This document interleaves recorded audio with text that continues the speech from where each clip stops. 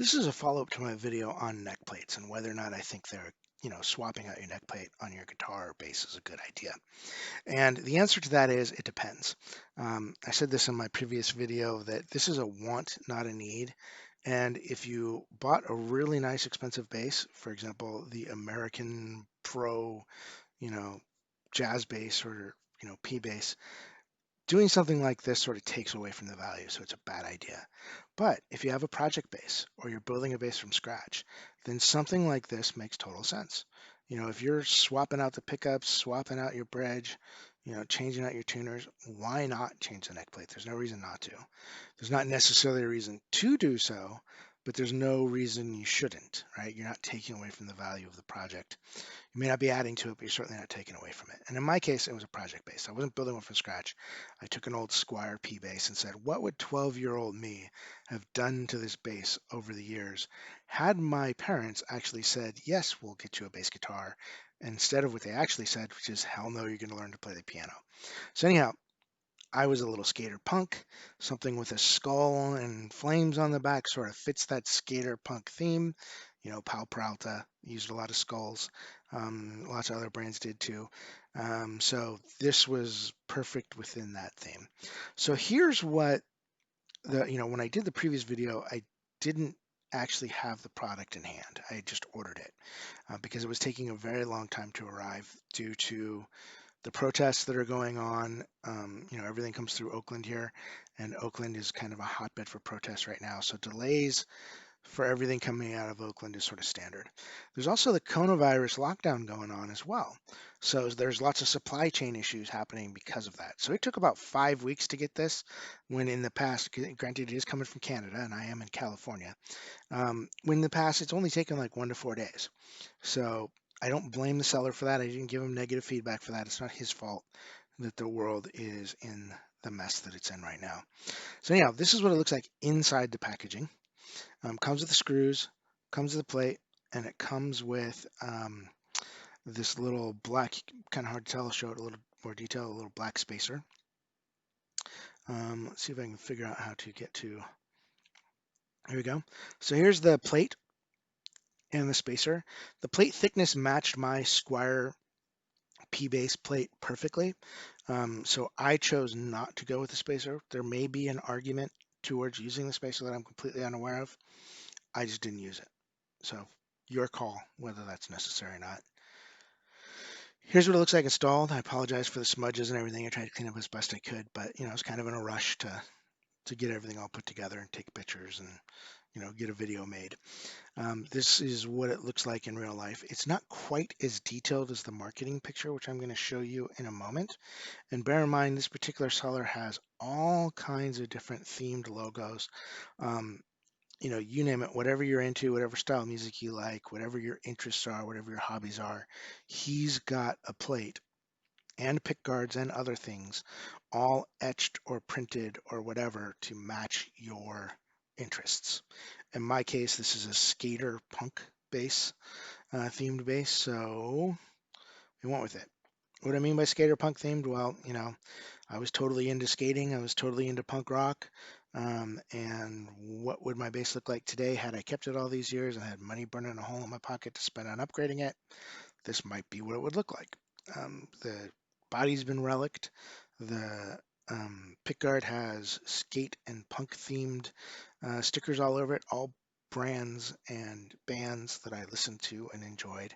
I've up, at the time, so not like I'm just being a poser here. I actually bought those brands and bought those albums, and that was sort of what I was totally into at the time. Um, the bridge has been upgraded, the electronics have been upgraded, the pickups have been upgraded, the strap locks have been upgraded. Only one of the tuners has been upgraded. I added the Hipshot the Hipshot extender tuner is what it's called, and it's basically allows you to drop between E or D, for example, just by throwing a lever. Really cool. If you haven't seen or heard of those before, check those out. They're a lot of fun. Let's see. I got one more picture to show, just a close up of the front of the body. You can see this is the Kick-Ass Hip Shot Bridge. With this instead of Badass, only because all the Badass ones I saw would fit weren't pre-notched, and I didn't want to go through the hassle of trying to notch it myself. And by notched, I mean where the groove that the string falls into.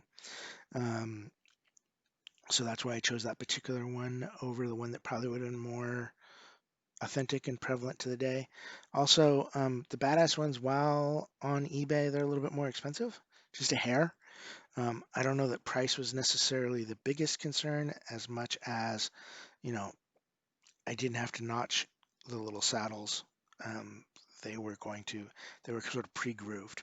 So, for the most part, I've been happy with it. I was surprised how much more extraneous noise I get from this bridge than the one that came with it, but the overall tune is fine.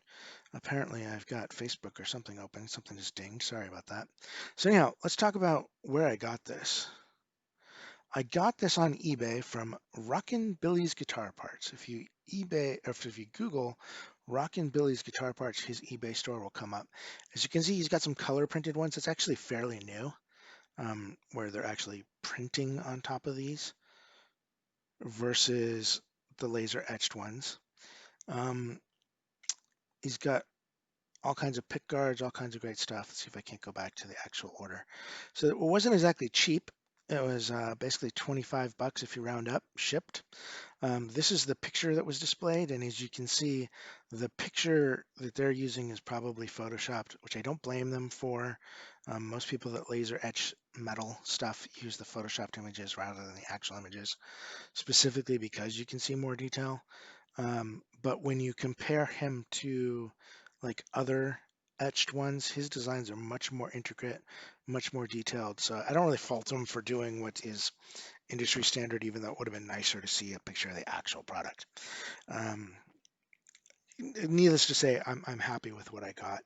I think the value for what I paid for it is great. Also, I like that it is the exact same thickness, exact same sturdiness, exact same specs and dimensions as the Squire one that came with it. So it's not like I'm getting a cheaper plate, right? The quality and functionality of the plate is exactly the same as factory. So that's a major plus. And I'm not entirely sure you're going to get that with every single um, one that's out there. Let's talk about installing it. Um, I loosened the strings considerably, but I did not completely remove them. I then set the bass down on a padded surface, in my case, my bed, and then because I don't have a workbench, unfortunately, I then undid all of the screws, but kept pressure on the neck and body so that way it wouldn't move too much. I then took the new plate, put it in place, and I took the screws and I installed this one almost all the way down, but not super, super tight. You know, it left a lot of room for the plate to move. And then I did this screw, and then I did this screw, and then I did this screw. And then when I got everything lined up perfectly straight, then I began one by one tightening them down a little bit more, until it was perfectly tight and perfectly straight. I then, took I forget what the tool is called, but it's basically, a straight edge with notches in it for the frets, and checked to make sure that everything was sort of lined up and looked straight, and looked at it a bunch of various different angles. And I'll know more the more I play it. I'll be able to figure out if, if the neck needs some adjustments because of having taken it off the body and putting it back on. Sometimes it'll shift a little bit. You'll need some truss rod adjustments and other adjustments to try to make sure that everything's perfectly straight and your action's good and you're not getting fret buzz. But I'm pretty sure I'm going to be fine. I've taken the neck off and put it back on before using the same method without having any major deleterious effects. Now, if I had a really super low action and I was a professional luthier and knew what the heck I was actually doing, I might care a little bit more about that. But, in my experience, it hasn't been that big of an issue. I've been able to take the neck off, put it back on, no problems. So we'll find out. In any case, that is my take on these neck plates and what the final product actually looked like. Is it worth it? It's purely cosmetic. There's nothing wrong with the neck plate that was there in the first place. Should you go and do it? If you want to, why not? Should you do it on a really nice bass? Definitely not. You spent the money on that nice base specifically for all the parts that it came with. Leave the parts that are on there. You know, this isn't something that's going to affect sound unless I screwed it up and put it on wrong. Then it'll affect sound. But this doesn't really improve playability or anything. This is purely, for my own enjoyment, for my own pleasure. Again, this is basically between my armpit and my gut. No one's going to see it when I'm playing. The only time you see it is when it's on a stand or, laying around and you pick it up and look at the back of it. So, you know, purely want, not need, but I like it. It sort of completes the project, completes the look. All right. Thank you for watching. Please like, share, subscribe. All three help us considerably.